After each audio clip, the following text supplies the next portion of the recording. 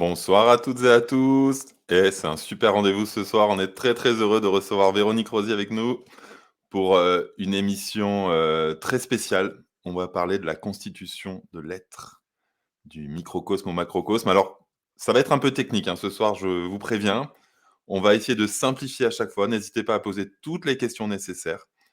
Véronique fait partie de ces êtres qui ont accès à la vraie information. Donc c'est ça qui est génial, c'est que ce soir, on va apprendre des choses que vous ne lirez nulle part ailleurs, à part chez Véronique, bien sûr, elle-même. Donc, on va essayer à chaque fois de développer vraiment toute la pensée de Véronique, qui a fait énormément d'articles, publié énormément de vidéos sur sa chaîne. Et on va essayer ce soir de vous proposer une synthèse aussi complète que possible. Alors bien sûr, il faudrait peut-être 6 heures d'émission ou 8 ou 10 pour aller plus dans le détail, mais on va essayer de vous proposer vraiment une synthèse de sa pensée pour que vous ayez une base pour bien appréhender tous ces concepts. Voilà. Alors, bonsoir Véronique et bonsoir Salut Simon. à tout le monde. On va commencer directement déjà. Comment tu reçois toutes ces informations que tu vas nous partager ce soir? Alors je les reçois par l'intérieur directement. Il y a un moment donné où j'ai un signal en moi et souvent ça se passe avec un mot qui vient. Il y a d'abord un mot qui vient que j'entends et si je l'entends deux fois, c'est un signal entre moi et moi-même. Si je l'entends deux fois, mon attention est attirée et je sais qu'il y a quelque chose qui veut se dire.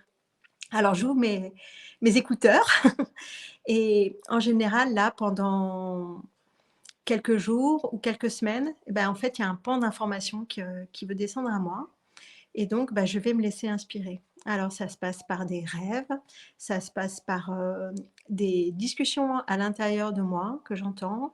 Du coup, je prends énormément de notes. Euh, Souvent, je vais aller voir aussi ce qui se dit déjà du coup, sur Internet, au niveau scientifique notamment, puisque je vais vous parler beaucoup de choses scientifiques. Donc, il y a une partie des infos dont je vais vous faire part qui est suivie aussi par des scientifiques actuellement. Donc, je vais regarder où en sont les scientifiques, où est-ce que je peux aller plus loin par rapport à ce que j'entends aussi. Et en fait, l'information me harcèle, me stimule, m'inspire pendant quelques temps, le temps que le paquet descende, en quelques mots. Souvent, j'ai des dessins aussi qui me viennent, j'ai des images. Et en fait, je suis sollicitée, stimulée, sollicitée pour recevoir l'information. Et pendant ce temps-là, quand ça se passe, bah, ça prend le premier plan sur tout le reste, pendant ces moments de descente d'infos. Est-ce que tu as un parcours Qui, scientifique? Parce que c'est très, très technique ce dont tu parles. Est-ce que tu ouais. as un bagage scientifique? Non, non, bah, j'étais bonne élève à l'école, donc à l'époque, j'ai fait un bac C, donc j'étais à l'aise, en fait, en maths et en physique et puis en règle générale pour l'apprentissage. Mais après, j'ai pas poursuivi d'études scientifiques et surtout les informations que je reçois, ce n'est pas de l'apprentissage. C'est-à-dire que ce n'est pas quelque chose que j'apprends et que je restitue, c'est de l'information à laquelle je me connecte à un moment donné et qui descend vraiment en paquet, hein, et qui est disponible parce que j'en ai besoin à un moment donné. Et en général, quand j'en ai plus besoin, je l'oublie. C'est-à-dire, elle n'est pas emmagasinée quelque part dans une bibliothèque comme la mémoire fonctionne d'habitude. C'est de la mémoire C'est vive, un quoi. accès, ouais, c'est un accès Mmh. qui peut s'ouvrir et se fermer si j'ai besoin de l'information en question. Mhm. Bon, bah, génial. Alors comme c'est assez dense et long, ce dont on va parler ce soir, je te propose qu'on commence directement dans le vif du sujet et c'est, ben, alors, comment tout commence? Comment tout commence? Alors du point de vue qui est le mien, hem, ça commence avec, l'idée de Dieu. L'idée de Dieu que je peux comprendre comme, l'omnipotence, donc la plus grande puissance, l'omniscience, la plus grande conscience et l'omniprésence, ce qui est partout. Et c'est une grande et immense intelligence. C'est comme ça que je la comprends et c'est une intelligence heu qui est indicible pour nous. C'est-à-dire que c'est tellement vaste, c'est tellement grand qu'on peut la pressentir, la ressentir, notamment dans les moments de transcendance, mais on peut avoir qu'une vision limitée depuis les êtres qu'on est. dans la vision limitée que j'ai actuellement de ce divin, en tout cas pour ce qu'on veut parler aujourd'hui, c'est-à-dire d'aller jusqu'à la manifestation, en fait, il est absolument partout, dans tous les êtres vivants. Euh, mais même donc les êtres vivants, bah, pour moi, sur Terre, par exemple, ça va être les humains, mais aussi les animaux, les minéraux, les plantes, et voire même les formes après qu'on va construire, elles sont aussi animées de mouvements vibratoires, hein. Le divin, il est absolument dans toute sa création. Euh, et aussi, au-delà de ce qui est visible et tangible pour nous, il y a énormément d'autres expériences sur d'autres bandes de fréquences, à la fois en parallèle sur notre terrain de jeu qui est la planète. Il y a plein de choses dont on n'a même pas idée parce que nos sens sont bridés. Mais le jeu du divin, il est partout, il est d'une vastitude immense en Tu fait, hein. tu crois en Dieu, du coup, dans la manière dont les religions le Alors, décrivent autrement? je n'ai pas été élevée dans une religion, j'étais élevée dans une famille qui était athée, même très anticléricale. Euh, En revanche, le déroulé de ma vie, c'est qu'à un moment donné, en moi, la conscience s'est ouverte et en fait, il y a eu un branchement qui s'est fait, un câblage entre la personnalité et un être qui est plus grand, qui est plus vaste que ma personnalité. Et au fil des ans, mon parcours, c'est de me connecter avec de plus en plus de présence, de conscience et de puissance à cet être. Ce que j'appelle faire la jonction, en fait, entre l'humain et cet être qui est là et qui, en fait, a décidé de venir dans Véronique Rosy, mais aussi dans tous les êtres, hein. Et c'est comment nous, en tant qu'humains, on a la chance d'avoir cette capacité de faire cette jonction, présence, conscience, puissance, et du coup d'avoir une petite part aussi de créateur en nous, avec toute la responsabilité que ça implique. Est-ce que tu lis La conscience et le divin? La conscience avec un grand C. Bien sûr, la conscience, c'est le fait c'est l'intelligence en fait, hein. C'est l'intelligence harmonique pour moi, la conscience. Et c'est ce qui va aller concevoir, penser la possibilité d'une création, d'une manifestation et la circulation du vivant dedans. Donc, bien sûr, pour moi, la conscience, c'est du divin. Ça ne Et peut être que ça, en fait. donc si on devait un petit peu, comprendre ta pensée, tu dirais qu'il y a la conscience, mais est-ce que finalement on est une fragment, un bout de cette conscience ou est-ce qu'on est la conscience elle-même? Est-ce que tu nous intrigues? Est-ce que tu nous sépares? Comment tu nous vois dans le jeu de la conscience? Alors, ben, tout est vrai simultanément. C'est-à-dire que à la fois, le divin, il est partout et ce qu'on dit souvent, il observe sa création. C'est-à-dire il nous a projetés dans un continuum spatio-temporel et puis on est tout au bout du bout et puis bah, il nous observe, il s'observe en nous observant et à la fois on est complètement intriqué et relié. Il y a de plus en plus d'expériences qui nous le montrent et puis qu'on peut vivre aussi. Parce qu'actuellement, il y a des filtres en fait des voiles là, qui se lèvent, des filtres qui sont ôtés et donc on a de plus en plus accès à cette intrication. Donc là, bah, la science en parle avec la physique quantique, mais dans nos expériences aussi euh, spirituelles ou d'interaction entre humains, on est de plus en plus nombreux à vivre des choses qui auraient paru incroyables il y a quelques dizaines d'années pour les humains. Et en fait, maintenant, ça nous semble assez naturel, hein. C'est très, très vieux en même temps tout ça, hein. Tu sais, quand tu vois que Mm, c'est 1915-1920, les mm, bases de la physique quantique, c'est 100 ans après, on a tilté. Quand mm. tu parles de présence, conscience, puissance, donc c'est la manière dont tu as de parler de la conscience elle-même finalement. Hem, Pourquoi, si on est la manifestation de cette essence divine, on n'a pas en nous ces principes super développés? Parce qu'il y a plein de gens qui ne sont ni dans la présence, ni dans la conscience, ni dans la puissance. Comment se fait-il Mm. que si on est l'émanation de ces principes, ça soit si difficile pour nous de les incarner au quotidien? Alors, de mon point de vue, on arrive sur un monde qui est, enfin, quand je dis on arrive, c'est là nos incarnations actuelles, on arrive sur un monde qui est dissonant. C'est-à-dire où il y a eu tellement d'interférences et de filtres qu'en fait, il y a ce qu'on appelle le voile de l'oubli souvent. C'est-à-dire il y a des choses qui barrent en fait en nous, qui barrent l'accès à la présence, la conscience et la puissance, qui sont notre héritage divin. Et pour certains d'entre nous, il y a des moments, ce que je disais, les filtres s'enlèvent, les voiles s'enlèvent et on a des accès qui se font. Pour autant, au niveau collectif, comme ce monde a été quand même très dissonant et voire là, et même en phase très chaotique, il y a énormément d'interférences, de résistance et de programmation, inconsciente collective qui font des empêchements, en fait, hein. Donc c'est un jeu de rapport de force qui est actuellement, et qui est en cours. Donc tu dirais qu'il y a une forme presque de dualité, en tout cas d'op de friction qui est aussi à l'intérieur de nous, mais dans la création elle-même, c'est ça que tu dis? Alors pour moi, c'est le filtre électromagnétique, hein, essentiellement qui va expliquer ça. Je crois qu'on va en Heu, parler plus tard, mais voilà, oui, oui. c'est lui en fait qui crée c'est une barrière qui c'est à la fois tout petit et en même temps ça fait tellement d'interférences que c'est comme un brouillage en fait. D'accord. Mmh. Peut-être lié aux ondes, qui sont présentes aussi pour la téléphonie, l'internet, ça joue, tu penses? Bah, non, mais ça, c'est vraiment le bout du bout, du bout, Le du bout du bout bout du du bout, ouais, d'accord. voilà. Comment vient Par exemple, l'idée les ceintures de Van Allen dont on a parlé un petit peu avant, elles, ça va être le gros filtre électromagnétique autour de la Terre, par exemple, tu vois? On n'est pas du tout dans un dispositif humain, technique, technologique. C'est en amont, en fait, que ce filtre est posé. comment vient l'idée, de la manifestation elle-même du vivant? Depuis cette conscience divine jusqu'à l'idée ou la proposition de manifester une forme de vie ou une autre, même, minérale au départ? Alors moi, je peux pas, depuis l'humaine que je suis, je peux pas, prétendre savoir, au niveau du divin avant la manifestation, quel a été quel est le désir du divin de manifester. Je peux le voir en fractal, en moi, par contre.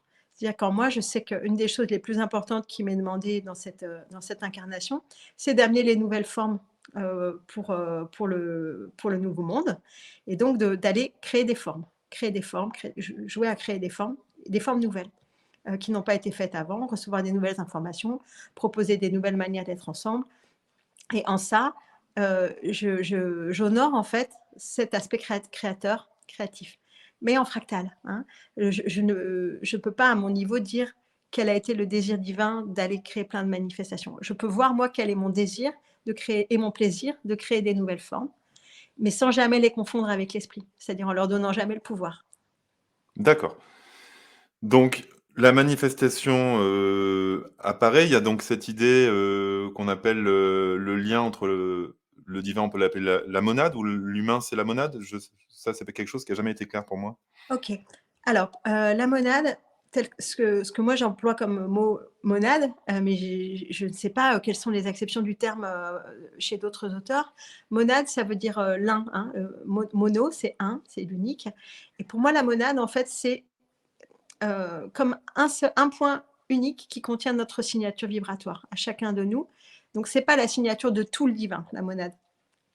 Mais c'est pour chacun de nous qui sommes des fragments de présence, conscience et puissance, on arrive tous avec une signature vibratoire unique qui va se refléter dans nos corps, sur nos empreintes digitales, dans nos yeux, dans notre iris, dans notre ADN nucléaire, donc dans le noyau de la cellule. Là, il y a notre signature unique. Et en fait, cette signature, elle reflète notre monade. Et la monade, c'est comme une espèce de mini point en fait où il y a toute notre information qui est là. Et ce mini point, il va pouvoir aller se promener dans différents environnements.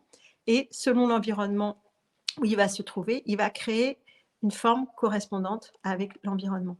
Et c'est ça, dans la multidée, par exemple, dans la multidimension, c'est notre monade qui va aller se promener partout et puis aller expérimenter plein de formes différentes. C'est Et ce la que je dyade, comprends du coup, actuellement. la dyade, c'est le lien entre, le divin et notre, monade, du coup? Je sais pas. Je sais C'est pas. pas un terme que j'ai reçu. Ouais, je D'accord, ne veux pas te dire de bêtises. Mmh. d'accord. Donc ensuite, lors de notre manifestation, il y a, comme tu le disais, des lois dans la création qui font que la matière va être soumise à des contraintes, des forces qui vont l'obliger à se manifester d'une manière ou d'une autre. Est-ce que tu peux nous en parler un petit peu? Absolument.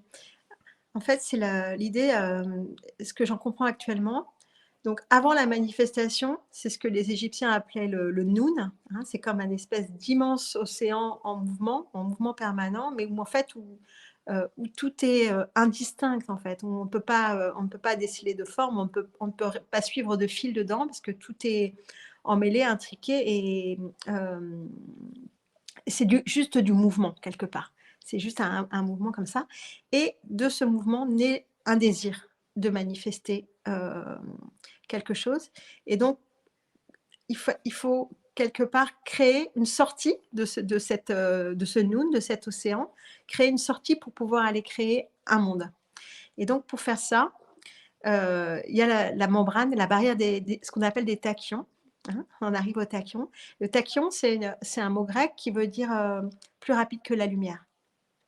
Et donc, ce que j'en comprends actuellement, alors là, je vais parler de ce que je comprends pour aller vers notre monde. Et je suis certaine que pour aller vers d'autres mondes, c'est pas exactement les mêmes étapes, ça va pas être forcément le même déroulé, même s'il y a certainement d'autres plans où c'est des déroulés similaires. Quand tu parles de En d'autres tout mondes, tu parles d'autres univers ou d'autres Je peux d'autres parler d'autres dimensions? univers, ouais, ou tout simplement d'autres expériences qui sont avec d'autres lois de géométrie et d'autres treillis, de trames qui font que les lois sont différentes pour aller faire des formes. Tu vois, par exemple, rien que nous, quand on fait des formes, on fait plein de formes différentes en fait. Mmh. Rien qu'à notre échelle. Et donc le divin, bah, ok, il fait notre forme là sur Terre, mais c'est sûr qu'il en fait plein d'autres où il va passer par plein d'autres manières. Je ne vais pas faire la même forme quand je vais sonner sur le gong ou je vais faire du son, par exemple, que quand je vais aller faire un dessin, que quand je vais aller créer un projet avec des amis. À chaque fois, c'est d'autres treillis de forme, c'est des choses différentes qui se passent. Donc il y a Donc là, l'idée c'est que pas... le causal, donc l'énergie divine originelle, pour aller jusqu'à la forme, doit transcender l'énergie, de la lumière quelque part, donc des tachyons? Parce qu'on peut associer les tachyons à la lumière? Et Alors, c les tachyons, c'est avant la lumière. C'est-à-dire que la Voilà, vitesse de la lumière, en fait, à la c'est vitesse de la lumière, pour supraluminique. le Voilà, moment, c'est supraluminique. À la vitesse de la lumière, on ne connaît que deux particules, qui sont les photons et les neutrinos. Mais ça, je vais y venir après, parce que c'est après. oui. Là, les tachyons, c'est avant, donc c'est plus rapide que la lumière. Et en fait, c'est une particule qui sert juste à passer la membrane, en fait. Elle sert à passer la membrane entre le sans-forme et elle envoie en fait l'information qui veut se manifester. En fait, c'est le premier impulse. Pour moi, je le mets toujours avec mes mains parce que je le vois en fait. Il y a une membrane et ça vient taper et l'écho, en fait, on ne voit pas ma main. Comment je peux la mettre, ouais. Ça vient taper là comme ça, tac, et après l'écho comme ça, lui, il va aller créer la manifestation. Donc le tachyon, en fait, c'est l'énergie qui est propulsée avec l'info d'origine qui veut venir se manifester. Moi, je mets souvent ensemble l'énergie et l'information, comme un paquet en fait qui va ensemble. Et donc, le tachyon, ça va être l'énergie force qui vient comme ça secouer la membrane. Et ensuite, on passe à la vitesse de la lumière. Et Hein, et du coup, on passe du côté lumière, du côté de mais du coup, manifestation. donc déjà, j'ai 2 questions. Mhm. La première, c'est que tu dis finalement que le tachyon, il est avant la lumière, mais est-ce que c'est parce qu'il est plus rapide ou est-ce qu'il est créateur de la lumière? Et ma deuxième question, c'est est-ce qu'il y a un lien entre cette membrane et le mur de Planck dont parlent les scientifiques ou ça n'a rien à voir? Ah beh, peut-être que c'est la même chose, mais alors là, je n'ai pas assez regardé la théorie du mur de Planck. Je vais regarder parce que si bien, ça parle de la même chose et je n'en sais rien. D'accord. Hem, Est-ce que le tachyon crée la lumière? Alors Tu dis qu'il la c'est, précède, mais est-ce qu'il en est ouais, créateur? c'est hyper intéressant et c'est pareil, je m'étais pas encore posé la question dans ces termes-là, mais potentiellement, la théorie que j'entends, c'est oui. C'est-à-dire que le tachyon, en fait, il vient lui, c'est vraiment avant, donc il vient envoyer l'énergie nécessaire et après, depuis cet impulse qu'il met, il va y avoir, des fréquences qui vont commencer à se différencier et partir donc dans des treillis, donc dans les champs scalaires, hein, dans les champs spirales et va y avoir l'émission de photons, de coups de lumière visibles pour nous et les neutrinos, donc qui sont les particules qui sont associées aux ondes spirales, aux ondes scalaires. Donc ça, c'est le premier en fait bain du vivant. Les lumières, photons normaux et puis photons neutrinos ou photons scalaires. Et ensuite, ça va aller se différencier comme ça. Ça avance, ça avance, ça avance. Et au fur et à mesure, en fait, il y a des fréquences de plus différenciées qui sont élaborées. En fait, c'est comme une vague en fait qui avance. Et au fur et à mesure qu'elle avance, elle se différencie, elle se ramifie, elle se différencie. Et de ces différenciations, il va y avoir les différentes lois qui vont pouvoir se mettre en place, les différentes particules, et après elles vont s'associer pour donner des particules de plus en plus grosses. puis des atomes, euh, Je pense que des c'est important molécules, etc. de Mm, repréciser un petit peu pour ceux qui sont pas à l'aise avec ces concepts. mhm, La lumière, elle est à la fois onde et particule. mm. Et quand elle est onde, il y a 2 types d'ondes. Il y a les ondes électromagnétiques et les ondes scalaires. Les ondes scalaires ont été découvertes par Nikola Tesla. Enfin, c'est lui qui en a parlé. Je ne sais pas si c'est lui qui les a découvertes, mais en tout cas, c'est lui qui en a parlé. Et donc, il est bien important de comprendre que la lumière, quand on parle des photons, on parle en fait des particules qui sont à la fois, enfin, des éléments qui sont à la fois ondes et particules. Et donc, il y a Mm, 2 types d'ondes, voilà, qui sont mm, les ondes scalaires et les ondes électromagnétiques. mhm. Euh, donc ensuite, on arrive à la, l'évolution, donc jusqu'à la création de l'ADN quelque part. C'est-à-dire qu'on Alors passe de voilà. ces de voilà, voilà. En fait, au bout d'un moment, donc il y a la chimie qui arrive, donc la chimie électronique notamment. Du coup, il y a des atomes qui se constituent, des molécules. En fait, c'est là, parce qu'on parle, on parle vraiment de l'infiniment petit. Et en fait, ça avance comme ça dans des treillis d'ondes de forme. Et on va arriver jusqu'à l'endroit euh, où des atomes vont s'associer entre eux avec des liaisons chimiques et faire des molécules élaborées. Sur notre monde actuellement, le vivant, il est élaboré sur une base de carbone, hein, essentiellement. En tout cas, pour ce qui est du règne végétal, animal et humain, parce que le minéral, lui, bah, c'est des associations de différents éléments, mais à d'autres rythmes beaucoup plus inertes, etc. Mais en tout cas, tout ce qui est la vie en mouvement, on va dire, en mouvement à notre échelle, c'est sur une base carbone sur Terre. C'est-à-dire que ce sont essentiellement des molécules qui sont structurées avec le carbone. Et pourquoi avec le carbone?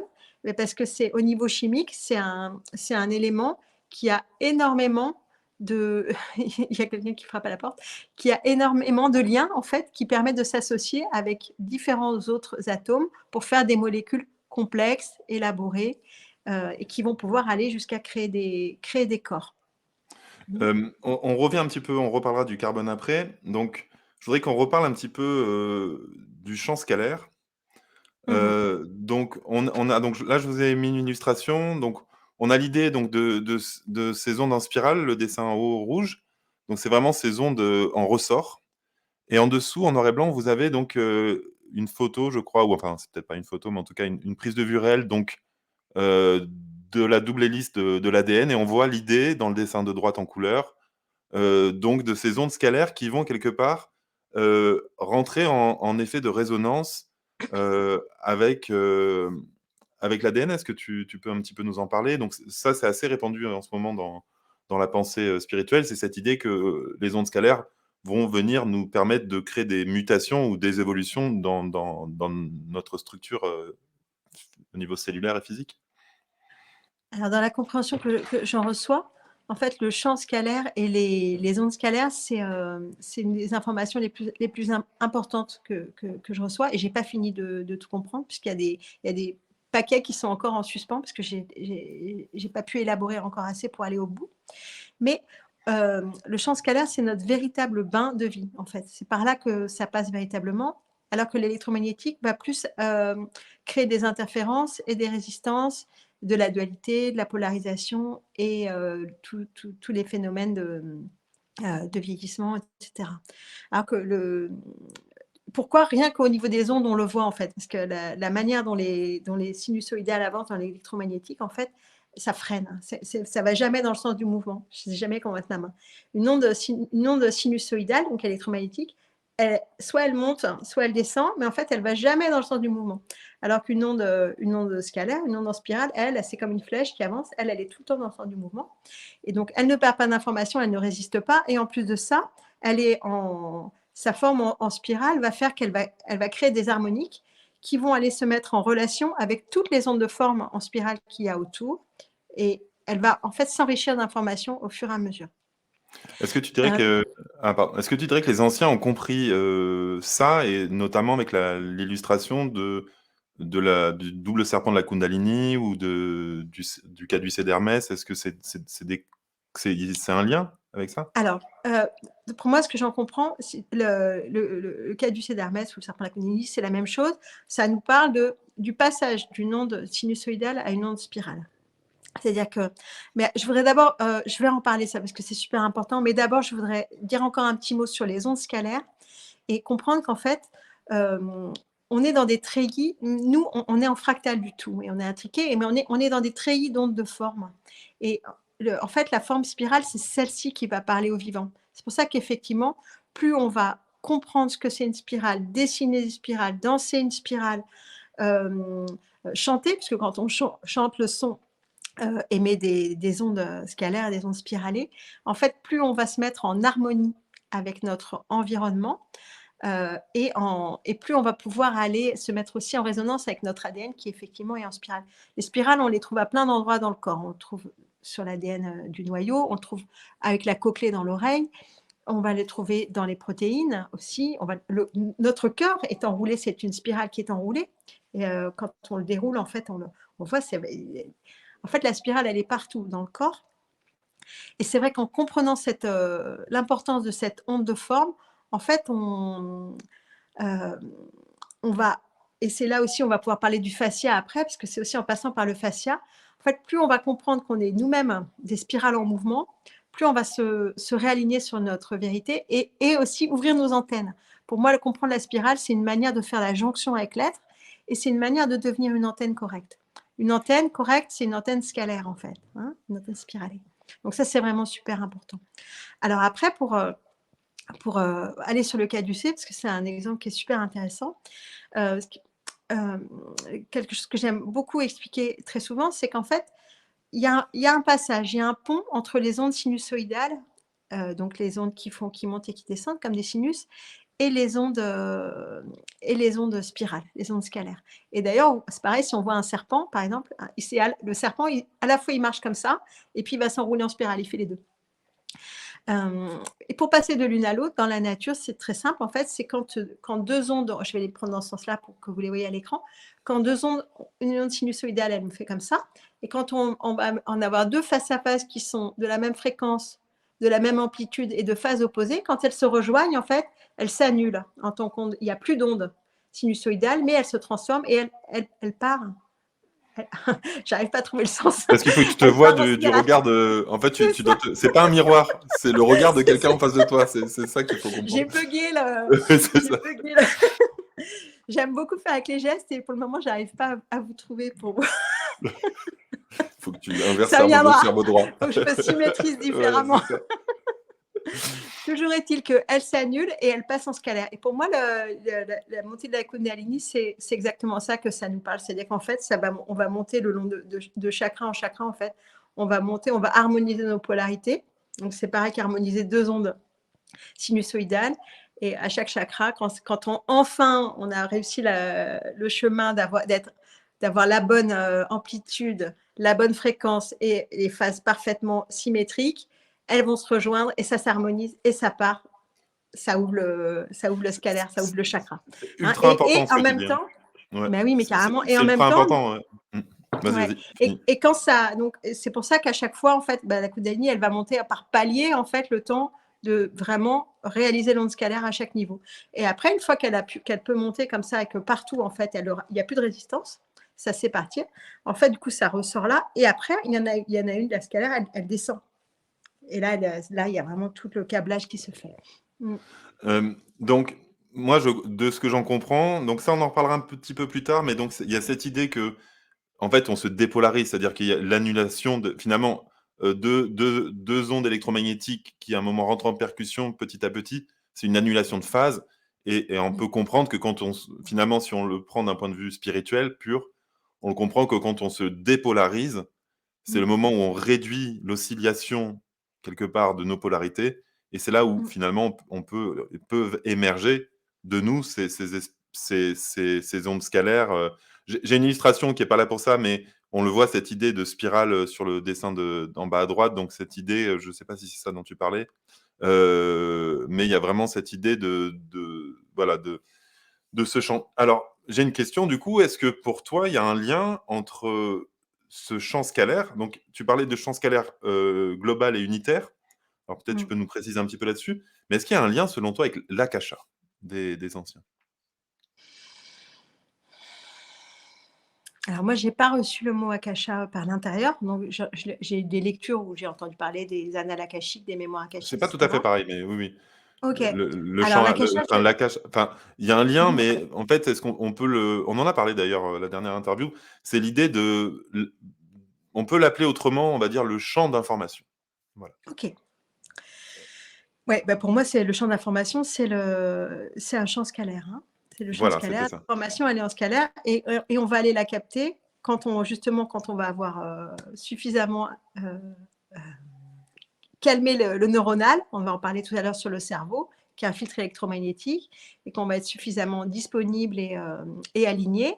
Donc aligné, c'est ce que je viens de vous parler là, avec la Kundalini qui est correctement câblée. Et quand on est aligné, on peut se brancher sur le champ d'information et avoir accès à l'information dont on a besoin ou que, alors, pas depuis la personnalité et l'ego, mais qu'en fait l'être a envie de faire passer à travers nous. Mmh. C'est pas pour rien d'ailleurs que c'est Hermès, parce que Hermès, je pense qu'il est lié à la connaissance aussi, donc Mmh. l'hermétisme bien sûr, mais bon après il y a le Hermès grec, le Hermès Mercure, égyptien, Hermès, voilà. Thoth. Oui, Mercure, voilà, c'est Hermès, ça. Thoth, c'est le même. Ouais, Ouais. ouais, Bah, ouais, pour ça me moi, semble. les infos que je reçois, essentiellement, c'est Thoth, hein. Vraiment, c'est Oui. la présence qui vient m'enseigner sur tous ces sujets-là de science et cetera, c'est Thoth. Donc c'est le même. Mmh. Voilà, donc là maintenant on part un petit peu du champ scalaire et on va, donc on a cette idée donc d'annulation de phase dont on vient de parler et on a Mmh. donc à ce moment-là, les neutrinos, je crois, qui, donc sont bah, est-ce que tu peux nous parler un petit peu du lien justement entre la différence qu'il y a entre, l'énergie donc des neutrinos et des tachyons et bah, le lien avec le champ scalaire et la création de l'être. Ouais, bah, en fait, j'en ai déjà parlé un petit peu tout du long, mais je peux vous refaire un résumé. Donc le tachyon, c'est vraiment l'énergie, primale, en fait, la première impulse, en fait, hein, qui vient, heu, envoyer le paquet d'énergie nécessaire à ce qu'une information puisse aller, se dérouler jusqu'à une forme, hein. Et donc après, il va y avoir, en tout cas ce que nous on comprend comme un continuum, tout cas que moi je peux le comprendre actuellement comme un continuum. Je suis même pas sûre que ce soit réel, mais en tout cas pour le moment je le comprends comme ça, avec des différenciations au fur et à mesure. Et donc au niveau du passage à la vitesse de la lumière, il y a 2 types, d'ondes particules qui sont là. Donc c'est le photon, donc comme tu disais, le photon qui est la lumière électromagnétique visible à nos yeux, et le neutrino, heu, qui est en fait la particule qui correspond à ces ondes scalaires, à ces ondes spiralées, hein. Voilà, c'est ça, tout simplement. Alors, Mmh. il y a une question d'Olivier qui, je trouve, est un petit peu en lien, en tout cas qui est pertinente. Olivier demande: «Est-ce que les ondes émises par le cerveau, alpha, bêta, θ, gamma, sont-elles, des ondes scalaires?» Non, pas du tout. C'est pas J'avais la des ondes réponse, scalaires. mais mais Ouais, c'était important merci. de le préciser. C'est des ondes, électromagnétiques. En fait, notre société actuellement, alors là, ça va bouger, c'est déjà en train de bouger, mais dans les, 100 dernières années, c'est essentiellement intéressé à l'électricité et à l'électromagnétisme et à développer énormément d'appareils en lien avec ça, et notamment toutes les mesures, en fait, c'est essentiellement ça qui a été, mesuré. Et donc ces ondes sont des ondes, électromagnétiques qui correspondent à certains états du cerveau, donc neuronal, mais elles ont quand même un lien avec une autre partie du cerveau qui est les astrocytes, mais on en parlera peut-être, tout à l'heure. Oui, oui, on va y venir Mmh. justement. Donc, là, tu en as parlé un petit peu avant, mais ce serait bien de parler de tout ça. Donc c'est on part de ces ondes et à un moment, on a l'activation finalement donc, de ce corps et Mmh. notamment, de ce que tu nommes en fait, le corps de silicium et donc l'évolution du corps de carbone vers le corps de silicium. Mmh. Alors ça, c'est, un gros corpus d'infos aussi que j'ai reçu. C'est un processus qui est en cours, mais qui n'est pas, abouti pour le moment, en tout cas à ma connaissance. Heu, Peut-être qu'il y a des personnes qui ont basculé déjà, d'un corps à l'autre et que je ne le sais pas. En fait, si vous voulez, le carbone et le silicium, ils ont en commun, la propriété chimique dont j'ai parlé tout à l'heure, qui est une covalence élevée. C'est-à-dire que ce sont d'ailleurs, ils sont l'un au-dessus de l'autre dans le tableau de Mendeleïev, des tableau des éléments. En fait, ce sont 2 atomes qui permettent d'avoir des jonctions avec plein d'autres éléments pour pouvoir faire des molécules complexes et élaborées. Mais le silicium et le carbone, ils sont complètement différents. En fait, comme je vous disais, le carbone, il est stable, il est lent, il a une inertie, il est de structure carrée, et donc c'est quelque chose qui permet d'avoir un espace-temps lent, avec un déroulé, avec un continuum, avec l'illusion du temps, avec le passé, le présent, le futur. De mon point de vue, on vit cette expérience-là actuellement, aussi au niveau de notre pensée et de notre conscience humaine, parce qu'on est dans du carbone. Quand un corps, quand une monade, en fait, elle va basculer en silicium, c'est-à-dire qu'elle va aller dans un environnement de silicium, le silicium, il va pouvoir faire des formes tout aussi complexes et élaborées que le carbone, mais il est beaucoup plus instable. C'est-à-dire que lui, et il n'est pas du tout dans le temps. C'est-à-dire il va sans cesse aller se relier, et puis il est sur 3, il n'est pas sur le 4, mais sur le 3, donc il est sans cesse en train Ça veut dire de... quoi? Et bien en fait, c'est au niveau de la... Si tu veux, alors, comment je pourrais l'expliquer? En fait, il y a des nombres qui sont associés aux éléments, C'est et par des rapport au nombres... tableau de Mendeleïev et au nombre Alors, il y a ça, et d'électrons, puis il y a aussi au niveau géométrie aussi. Si tu veux, le carbone, c'est vraiment associé au cube, au cubique, à quelque chose de carré, à quelque chose de dense, à quelque chose de lourd, alors que le silicium, il est sur une base de triangle, en fait. Et du coup, lui, il est beaucoup plus volatile. Et en silicium, le silicium, donc, il est relié avec la silice qui est comme le système nerveux de la Terre, en fait, hein, de tout ce minéral de la silice qui, qui, qui contient l'information, qui la décuple, qui les a le cristaux. temps de vie, les cristaux, ouais, de silice, hein, C'est du quartz. On peut c'est l'appeler du quartz, quartz. voilà. Et donc, Voilà. c'est la matière qui est la plus abondante Voilà. sous la croûte terrestre, hein. Et donc, Voilà elle fait un du énorme résonateur. Et du coup, c'est pour ça aussi qu'on est des candidats au silicium importants, parce que sur la Terre, il y en a plein. Mais sauf que la vie dans un corps de silicium, ça n'a rien à voir avec la vie dans un corps de carbone. C'est-à-dire qu'en fait, c'est comme du quantique. C'est comme si on était des particules qui passent leur temps à sauter en fonction de la conscience, en fonction de là où elles sont appelées, si quelqu'un pense à eux, etc. C'est quelque chose de beaucoup plus instable. Donc pour le moment, on peut l'imaginer, on peut le rêver. C'est pas l'expérience qui est vécue par les humains actuellement, mais on est dans des moments charnière. pré-chaotique, important, moment charnière. Le système solaire se déplace. La Terre, il y a une inversion des pôles qui est en cours. Bon, potentiellement, on va changer de forme, quoi, hein. Et Alors, ça se fait dans un saut quantique un peu, ça peut pas se faire de manière progressive, c'est forcément un ben, changement je pense que c'est les deux. brutal. Je pense Ah, que c'est les deux, c'est-à-dire qu'à la fois, là, on a quand même, que ce soit au niveau scientifique ou même au niveau des gens qui reçoivent des informations comme moi, on a de plus en plus d'infos là-dessus. Donc c'est bien qu'il y a potentiellement une préparation qui montre que c'est pas juste une bascule d'un coup, tu vois. Je sais pas. Je pense aussi qu'il y a des êtres qui ont commencé à synthétiser du silicium, par exemple. Mhm. Et alors, qu'il y a certaines parties de leur fonction qui passent sur du silicium. donc, peut-être je sais pas si on est clair depuis tout à l'heure, alors, parce que c'est assez dense. Donc, on est bien d'accord. Juste pour résumer un petit peu la pensée en quelques secondes. Donc, on a l'idée du divin qui va donc passer, donc, comme on a dit, pour manifester la barrière de tachyon. Mhm. Voilà.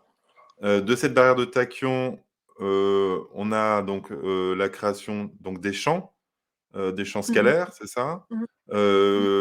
Donc, des champs scalaires, on a la manifestation donc, au niveau des ondes à la fois électromagnétiques et à la fois donc, scalaires, donc avec cette idée de neutrinos et ben, de tachyons, je crois, c'est ça? Hein. En fait, non, les neutrinos et les photons, c'est les 2 Ah voilà, particules qui photon. sont à la vitesse de la lumière. Et Voilà, après, c'est ça. quand ça continue, après ça ralentit, si tu veux. Et au fur et à mesure que ça ralentit, ça devient de plus en plus dense et ça devient de plus en plus différencié. Et voilà, il y a plein de particules après et qui vont s'agencer dans les treillis, dans les ondes de Voilà. forme et dans les treillis des lois pour aller aboutir jusqu'à une manifestation dans un environnement donné.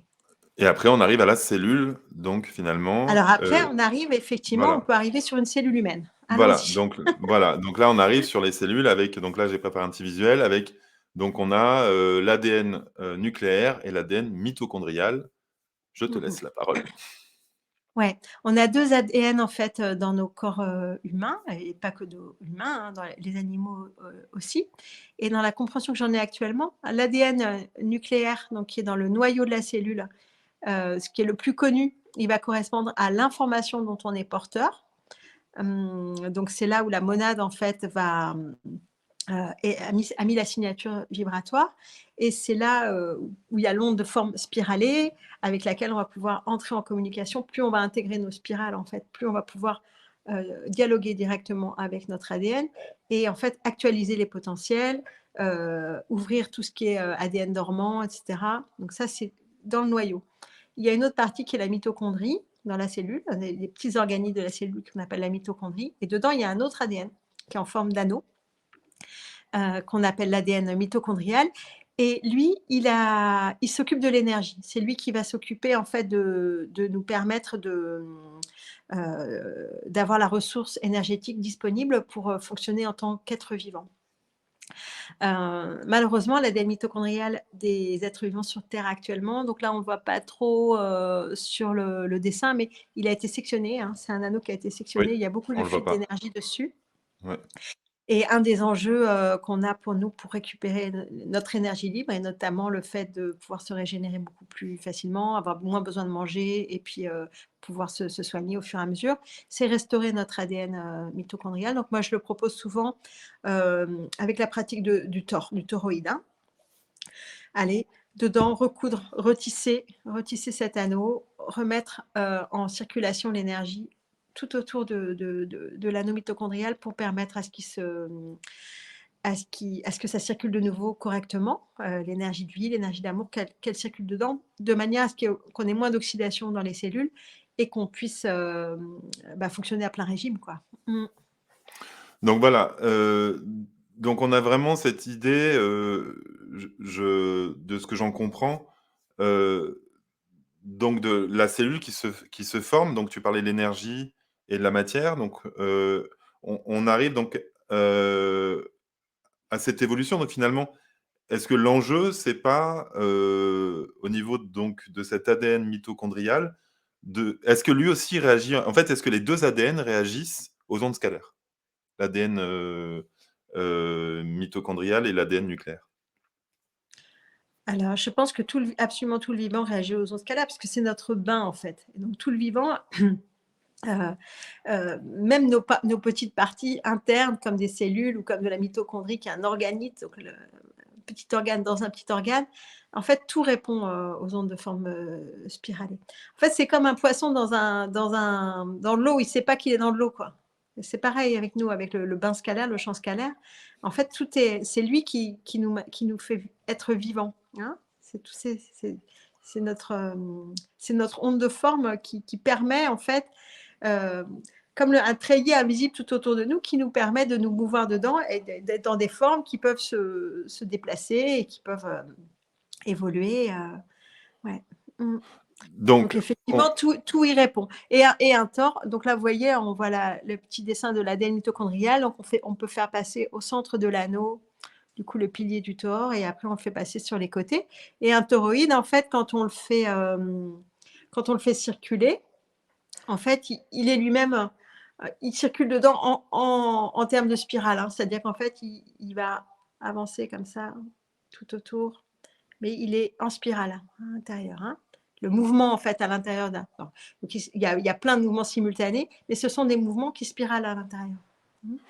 donc une fois qu'on a la cellule, parce que là on a la cellule, donc si on plonge Mmh. à l'intérieur de la cellule, donc on passe directement après donc aux astrocytes, c'est ça? Si je me Alors trompe là, pas? Ou il y a alors les astrocytes, là, tu as fait un grand bond dans le cerveau. d'accord, d'accord, d'accord, d'accord. Attends, peut-être qu'on peut faire un entre les 2. Alors dis-moi s'il y a une transition de l'ADN, aux astrocytes?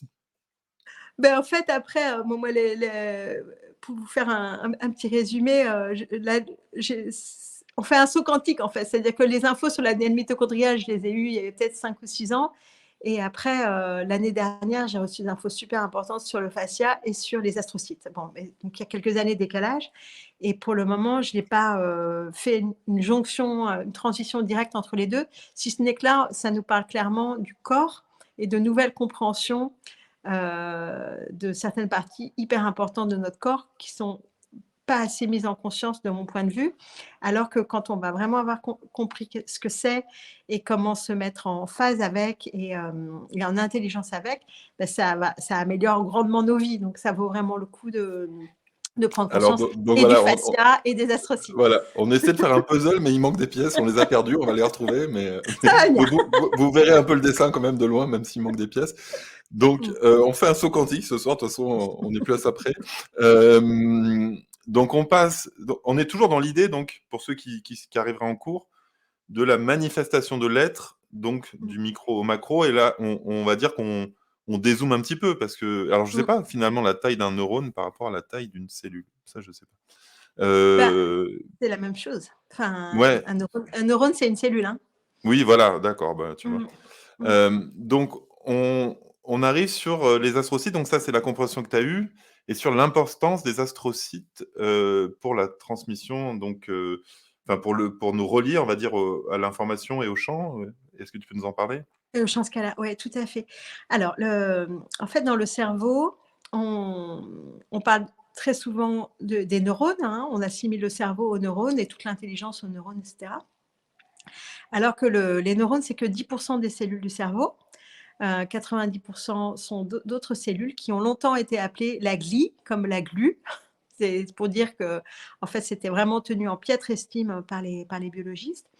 Et tout ça parce qu'en fait, ils voyaient une espèce de, de masse, parce qu'on imagine la matière grise du cerveau, et en fait, ils ne savaient pas voir dedans. Donc, ils avaient l'impression que c'était quelque chose qui était juste là en soutien pour les neurones, en fait. Et en fait, pourquoi ça se passait comme ça? Parce que, en fait, les astrocytes, donc, puisque cette glie, il s'agit essentiellement des astrocytes, en fait, elle ne répond pas aux ondes électromagnétiques, puisqu'elle n'est pas branchée sur l'électromagnétisme, mais elle est branchée sur le scalaire. Donc, pendant hyper longtemps, en fait, les appareils n'ont pas pu ni comprendre ce qu'ils faisaient, ni les déceler, ni capter leur importance. Alors que de mon point de vue, là, pour moi, c'est l'info de ma vie quand même, cette histoire d'astrocytes.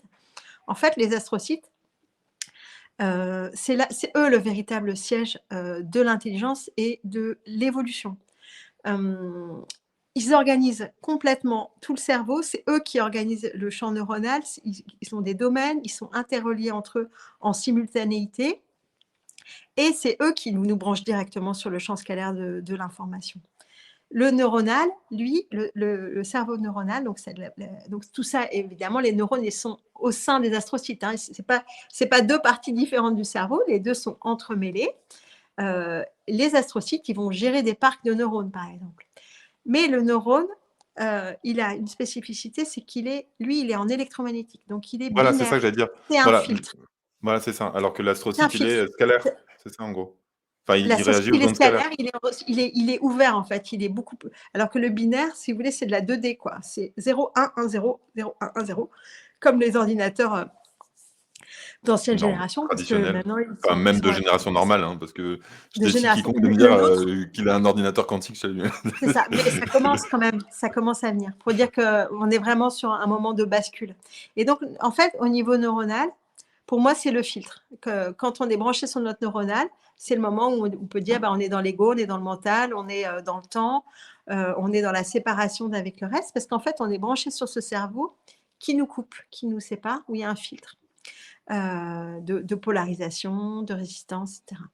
Et quand on va quand on réussit à se brancher correctement sur les astrocytes, c'est-à-dire qu'on apaise suffisamment le neuronal et qu'on se branche sur les astrocytes, en fait, la conscience, c'est là où il y a tous les éveils de conscience, etc.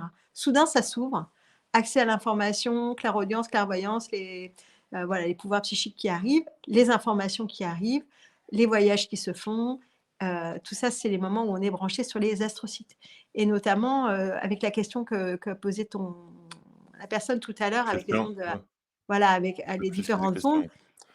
En Non, c'était fait, pas on voit question. que les ondes du milieu, du coup, je ne sais plus ce que c'est, alpha, bêta, mais en fait, c'est l'état normal. Du coup, ça, c'est Ce qu'on appelle l'état normal, c'est l'état où on est vraiment bien dans la dualité, quoi, dans l'éveil bien neuronal. Et en fait, les états extrêmes, en fait, c'est des moments où c'est tellement soit hyper mou, la fréquence électromagnétique, soit hyper saccadée, qu'en fait, le cerveau neuronal, il peut plus suivre. Du coup, hop, il a basculé en astrocyte, en fait. C'est ça qui se passe. Mais il y a une question de Benoît que je trouve intéressante, c'est fondamentalement, pourquoi est-on réduit dans nos capacités? Quelle est l'origine, de nos dissonances? Bah, ouais. Mmh, pour moi, c'est le filtre électromagnétique, hein, qui fait ça. C'est-à-dire qu'il y a un filtre qui a été posé, alors au niveau macro, dans l'info que j'en ai, bon après ça vaut ce que ça vaut, parce que c'est vraiment, que mon info, mais autour de la Terre, il y a des ceintures qui s'appellent ceintures de Van Allen, et dans ces ceintures, c'est des gros filtres, en fait. C'est elles qui nous coupent du reste du cosmos et de là où il y a le plus d'intelligence envoyée, et c'est elle qui fait qu'on est sur avec des quantités quand même moindres de neutrinos qu'à d'autres endroits de la galaxie, etc. Et qu'il y a une abondance d'électromagnétisme. Alors, le pourquoi de c'est posé, ben, je ne sais pas le pourquoi. Ce que je sais, c'est que on a moyen de sortir de ça. Voilà, Voilà, c'est ça en donc fait. En passant, on a moyen de sortir de ça en faisant la jonction en nous avec les spirales, avec le champ scalaire, et en basculant en présence, conscience, puissance. Pour moi, en tout cas, c'est la sortie que je me propose de vivre, et dont je peux témoigner à mon échelle, dans voilà, les c'est ça que tu cercles. fais d'ailleurs dans tes stages, hein, j'imagine, Ouais, dans les cercles, dans les cercles, on dans fait les plein, cercles? plein de choses. Ouais, on va, d'une part, on va aller s'aligner beaucoup, hein, on va aller calmer l'émotionnel, s'aligner, faire toute cette montée-là, toute cette jonction, s'aligner, s'ancrer, se centrer. Et puis après, on va aller apaiser au niveau du coup humain, collectif humain, tout ce qui est sortir de tout ce qui est la prédation, etc. Pour faire un jump sur un autre niveau de jeu que je fais jouer sur le saut de Métatron, hein, et où là, on bascule dans un autre jeu ensemble. Et ça, on le vit, c'est merveilleux. Les cercles, moi j'adore, hein, c'est les moments que je préfère de ma vie. Et ça a un pouvoir transformationnel sur les personnes qui est vraiment génial, quoi. Il y a tout le cœur qui s'ouvre, et puis il y a un avant-après dans le vécu des personnes. On en parlera Ouais. de toute façon tout à l'heure à la Mmh, fin, mais je crois qu'il te reste mmh, des places d'ailleurs, tu me disais, mais qu'il faut c'est mmh. dans pas longtemps. Mais on vous laisse en haleine, on va en reparler à la fin ou un petit peu plus tard. Donc on repart donc de l'astrocyte et Ah oui, donc on va les de astrocytes. l'astrocytaire Attends, vers je le fascia, je c'est ça? ouais, je voulais quand même dire quelque chose hyper important sur les astrocytes par rapport à l'évolution. En fait, les biologistes, quand ils regardent, en fait, on a les mêmes neurones, on a le même pourcentage de neurones dans le cerveau que depuis extrêmement longtemps dans l'évolution. Et ce qui nous distingue véritablement, nous-mêmes, dans notre évolution, et nous-mêmes des animaux, c'est les astrocytes. C'est-à-dire que ce qui a énormément augmenté chez les humains, c'est d'une part le nombre d'astrocytes, la proportion d'astrocytes, et aussi des différents astrocytes. On a les neurones, c'est les mêmes pour tous, quoi, pour tous les animaux. Et en fait, nos astrocytes, nous, il y a plusieurs sortes d'astrocytes qui ont différentes fonctions. Et il y a des fonctions, il n'y a que les humains qui les ont. Voilà. C'est Il y une en a bombe ce d'autres que qu'on tu dis. partage avec des chimpanzés, par exemple, etc. Et en fait, c'est vraiment ici que ça se passe. C'est énorme. Mais d'ici quelques années, ce sera une banalité, hein, ce que je vous dis. Mais enfin, pour moi, ça a été l'éclair, quoi. Quand j'ai capté ce truc-là, c'est Voilà. tellement énorme. Mm. Là, ça vous paraîtra technique, mais les enfants apprendront ça en CM2, dans quelques années. C'est Voilà. ça. Donc on continue. Donc comment on va donc des astrocytes au fascia? Ah, le fascia. Ah oui, donc là, on part sur Alors voilà, sur- pour les végétariens, désolé, mais il fallait que je vous montre quand même une image, je la laisse pas longtemps. On Heu, va pas manger nos fascias, vous inquiétez pas. voilà, voilà. Alors, qu'est-ce que c'est que le fascia? Ah, mais végétarien ou pas, on a des corps, on est incarné, et effectivement, c'est comme ça, il y a de la chair, hein. Voilà, c'est Il y a ça. de la chair, On il y a parle des bidoche os, il y a sur du Vibration sang. Nouvelle Terre. Voilà, Alors le fascia, hem, ce que j'aime bien, c'est qu'on parlait microcosme et macrocosme, et en fait le fascia, il peut résumer ça au niveau du corps. Le fascia, c'est comme une membrane. D'ailleurs, j'ai parlé de membrane avec les tachyons, il y a aussi la membrane avec le fascia. C'est une membrane qui est entre le liquide et le solide, hein, on ne sait pas trop. C'est un mélange d'eau, et puis de collagène, et puis de tension, et en fait, elle vient enroulé, enrobé, absolument toutes les parties de nos corps et chacun de ces petits sacs, en fait, est relié aux autres. En fait, il n'y en a qu'un. Il y en a qu'un qui va du plus petit endroit, c'est-à-dire le cytoplasme autour de la cellule. Et après, ça va aller enrouler les muscles, enrouler même à l'intérieur des muscles les différents. Je ne sais pas si vous avez déjà vu comment c'est un muscle. En fait, souvent, il y a différentes longueurs. Donc, ça va aller enrouler, puis enrouler plus grand, puis enrouler plus grand. En fait, à chaque fois, ça va venir tenir, en fait, tenir notre matière. Ça va enrouler chaque organe, ça va enrouler chaque os, ça va devenir les tendons et les ligaments. C'est pareil, c'est du fascia, c'est la continuum du fascia, tout ce qui est tendons et ligaments. Et ça vient aussi évidemment dans la colonne vertébrale, tout la dure-mère au niveau du cerveau. Et puis, au plus grand de nous, du coup, ça vient au niveau sous la peau, quoi. C'est un des, comment dire, un des enrobages de la peau. Et en fait, le fascia, ce qu'on dit, c'est lui qui nous tient. C'est-à-dire que c'est pas le squelette qui nous tient. S'il y avait que le squelette, en fait, on s'effondre. C'est un tas d'os qui directement s'effondre. C'est lui qui fait qu'on est debout, qu'on est vertical. C'est lui qui fait qu'on a le sens de l'équilibre. C'est lui qui fait qu'on a le sens qu'on peut marcher les yeux fermés, par exemple, ce qu'on appelle C'est lié à la l'oreille interne, tensérémité. hein, c'est ça que tu disais, je crois, Il est dans super tes relié à articles? l'oreille interne, ouais, à notre sens de l'équilibre. Et c'est lui aussi le siège de la force. C'est-à-dire que la véritable force, c'est pas le muscle en fait, c'est vraiment la tonicité de ce fascia. C'est celui qui a tous les méridiens d'acupuncture. Comment on Sur le développe fait notre fascia? Qu'est-ce qu'il faut faire Comment on développe notre fascia? pour Eh ben, tonifier en notre en prenant fascia? soin. Ouais, bah, moi, je me suis beaucoup intéressée à ça avec Rohan, un ami belge, l'année dernière. On a fait plein de vidéos là-dessus où lui, c'est sa passion et c'est un pro de ça. Et il a aidé à guérir beaucoup de personnes qui avaient vraiment des pathologies graves. Et donc, lui, il propose tout un protocole, en fait, vraiment passionnant, avec des spirales, notamment, où on va aller chaque jour, en fait, c'est un protocole de réveil le matin, hein, on va aller stimuler notre fascia en conscience, hein, du coup, à la fois en se faisant des automassages, et puis en étirant correctement le corps, en se mettant en bonne posture. Donc, on va à la fois étirer le fascia, et puis en même temps, on va aussi aller faire tout le lien entre le sacrum et le cerveau, ce qui va aller développer nos astrocytes. Il y a tout un petit Est-ce protocole qu'il y a un pour lien avec, ça. le collagène? Bah, le collagène, c'est le constituant du fascia. Voilà, c'est ça, Ouais. exactement. Donc, je crois que je suis passé un petit peu vite sur un point, on devait parler quand même, je crois de l'ocytocine, c'est ça dont tu m'avais parlé un petit peu? Alors donc générée par la glande pituitaire pour basculer sur l'atrocitaire. Astrocitaire, pardon, est-ce que tu peux Ouais. nous en parler? En fait, ça, après, donc l'ocytocine, c'est une hormone qu'on peut appeler l'hormone de l'amour, hein, qui est sécrétée notamment beaucoup par les femmes pendant l'accouchement et après pendant l'allaitement, mais aussi quand on est en train de faire l'amour, etc. C'est une hormone qui procure énormément de bien-être. Et elle a pour propriété qu'elle noie en fait le neuronal. Elle met le neuronal sur off et puis après, elle crée une vague en nous, elle crée une vague dans le cerveau qui va nous permettre de surfer en fait jusqu'à la conscience qu'on est dans les astrocytes. C'est un chemin en fait que moi j'ai trouvé l'ocytocine pour passer du neuronal, que la conscience passe de la conscience neuronale à la conscience astrocytaire. Voilà, c'était ça que je voulais Voilà, c'est partager. ça.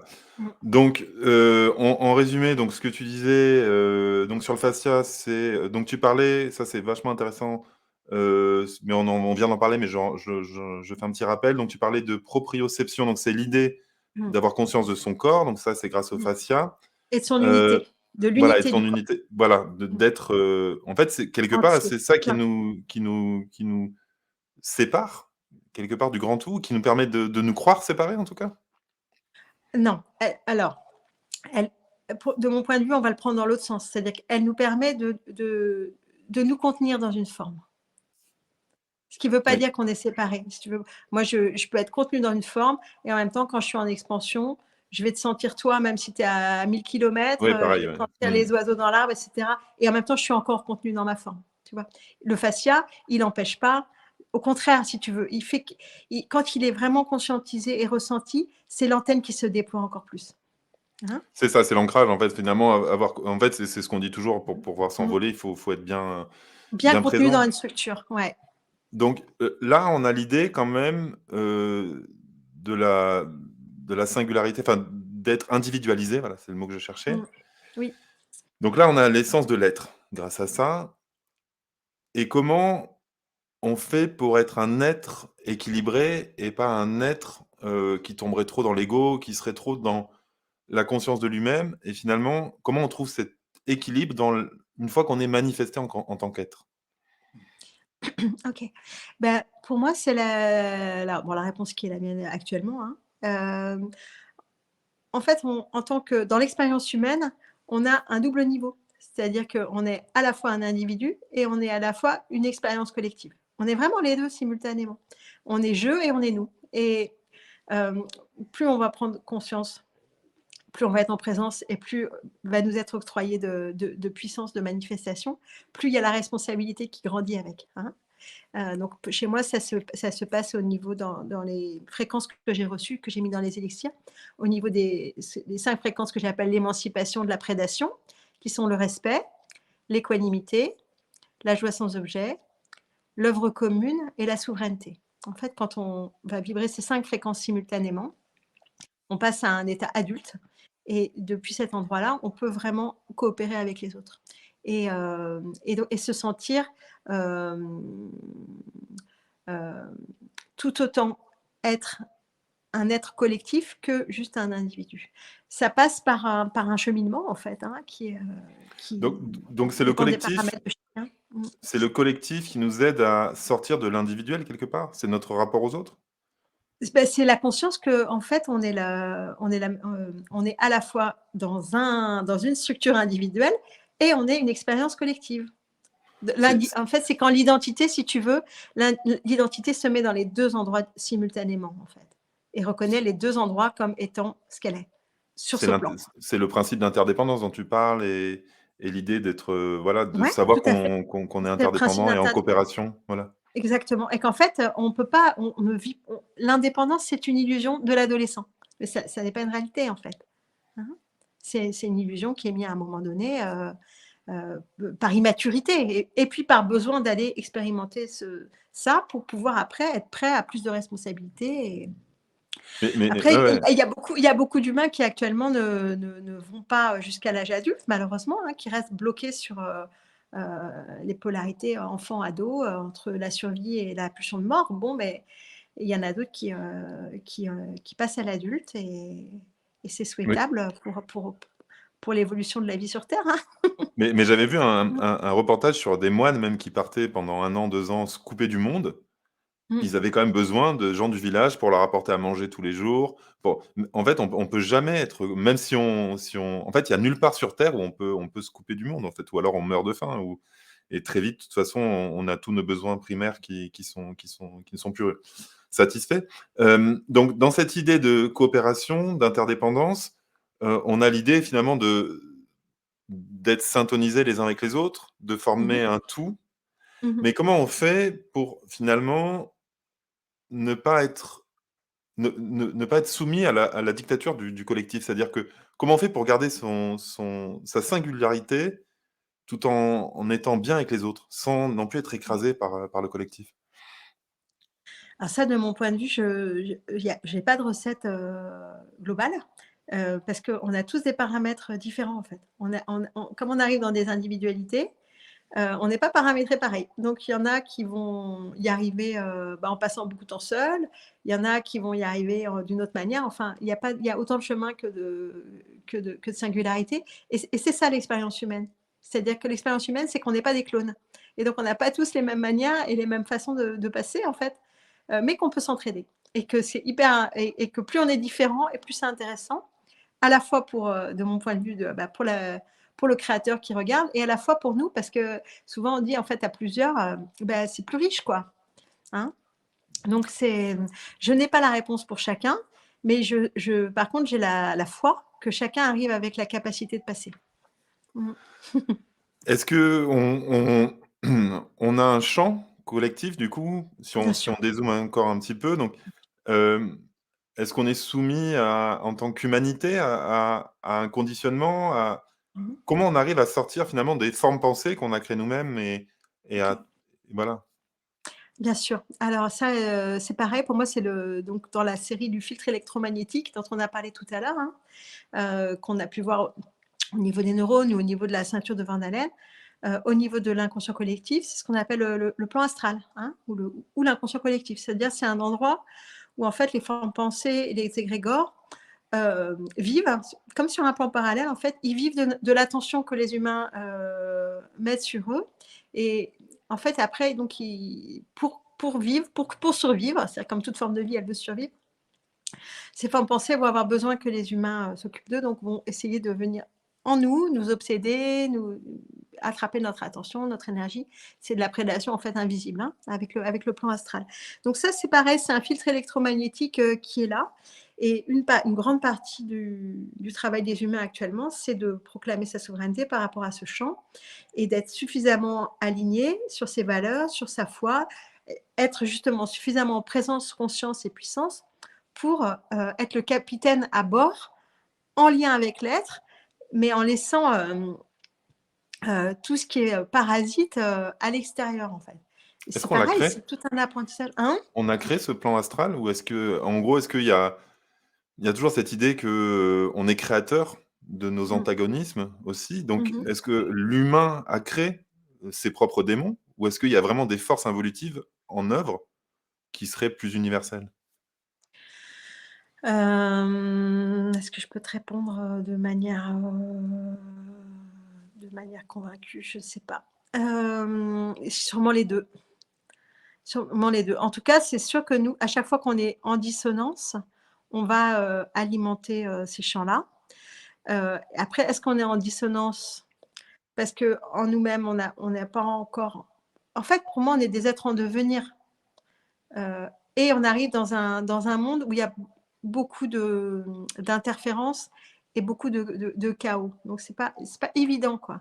Mais on a les capacités de le faire, mais il y a quelque chose qui demande. C'est pour ça que je parle souvent d'être de plus en plus de présence, de plus en plus de conscience, de plus en plus de puissance. En fait, à chaque fois qu'on arrive à inscrire ça, avec aussi la tendresse pour nos limites, c'est-à-dire qu'on n'est pas parfait, sur ce monde, on n'est pas parfait, on ne le sera pas. Mais on a moyen de persévérer, on a moyen d'affermir notre foi, on a moyen d'honorer le fait d'être vivant. Et en fait, c'est nos valeurs et c'est le fait d'avoir du sens qui est donné au fait d'être sur Terre, de se sentir. Alors, le sens, ça va dépendre des personnes, mais ça va être d'être utile pour les autres, d'être utile pour le vivant, il y a quelque chose comme ça qui va nous mobiliser, qui va extraire le meilleur de nous-mêmes et qui va faire qu'après, on va apprendre petit à petit à ce que toutes ces interférences et tout ce chaos et tout ce qui viendrait nous envahir, en fait, en faire de la pâte à modeler pour que ça devienne de l'énergie utile pour ce qu'on a vraiment choisi d'honorer. Et ça, notamment, c'est tout à fait exactement ce qu'on va faire dans le cercle la semaine prochaine avec l'étoile de Bethléem, hein, dont ça va être là-dessus. C'est comment, en fait, quel que soit ce qui arrive à moi comme énergie bonne ou entre guillemets pourrie, etc., comment je peux tout attraper et remodeler pour que ça serve à ce qui me correspond vraiment. Hein. Ça, c'est tout l'apprentissage de la Mais puissance mais aussi. si tout est issu du un, donc Mm. on part de l'émanation première. Mhm. Comment i Est-ce que le la dissonance est une nécessité? Si tout provient du un, Mm. la dissonance aussi provient de l'unité C'est pas une primordiale. nécessité, c'est un état des lieux. C'est un état des lieux, en fait. Mais est-ce que ça favorise l'évolution? Est-ce que ça permet, du Alors pour moi, mouvement? ça pour moi, en tout cas, c'est l'expérience qui a été celle-ci. Si tu veux, je peux qu'aller sur un état des lieux, à cet endroit-là. Moi, je n'ai pas, je peux avoir une opinion, mais je n'ai pas autant Oui, sur des j'imagine infos bien pas. scientifiques que je vous ai données avant, c'est des choses qui sont descendues comme des paquets que j'ai à transmettre et ça, je le transmets.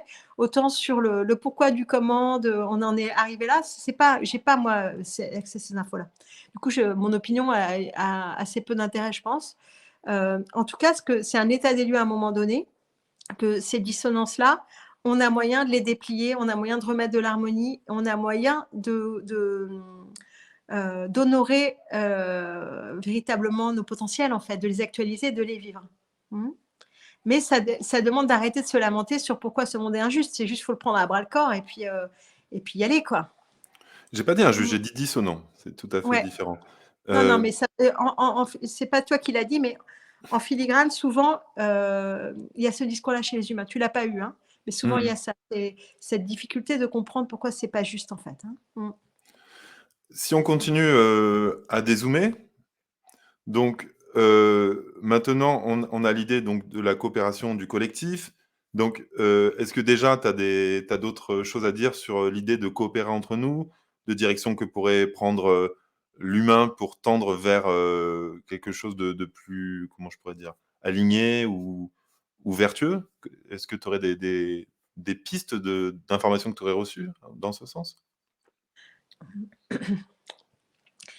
Hem, dans les élixirs que j'ai reçus, dont je vous parlais tout à l'heure, en fait, il y a différents niveaux comme différents plateaux de jeu sur lesquels on peut se positionner. Donc bon, la multidimension, on en parlera peut-être une autre fois, parce que c'est très vaste. Mais juste un petit fragment de multidimension. Au niveau de notre humain, en fait, on a multiniveau. On, est, on a plusieurs casquettes, on a plusieurs états de conscience qui alternent dans la journée. Et on va avoir des états très harmoniques et des états très dissonants en nous. Hein. Et donc, il y a déjà tout ce chemin à apprendre en soi, à reconnaître dans quel état je suis maintenant et comment je me rétablis. Et le plateau de jeu le plus évolué sur lequel je suis arrivée actuellement, du coup, qui est sur le saut de Métatron, c'est une proposition de vivre ensemble autrement. Hein, c'est vraiment ça. Du coup, il y a 13 fréquences qui sont là. C'est un Oui, système qui est complet. tu peux en parler. Je t'en ai parlé un petit peu l'autre jour, mais qui implique en fait un engagement, un passage à honorer le vivant autrement et à renoncer à des bénéfices secondaires de l'ancien monde. Mm. Tu Et peux pour moi, développer? ça, c'est super C'est important. c'est quoi les Ouais. bénéfices secondaires? C'est tout ce qui est matérialiste, ça, c'est quoi? Ah ben, ça dépend. Ça va dépendre. Je vais vous le présenter. Puis, bah, si je vais trop vite ou si c'est trop long, je te Oui, laisse me guider avec ça. Donc, le saut de Métatron, alors on n'a pas prévu l'illustration, mais je ne sais pas si vous le connaissez. Vous voyez la fleur de vie, vous la faites grossir encore un petit peu. C'est 13 cercles hein, qui vont faire une figure harmonique. Je les ai là. Attendez, je vais prendre.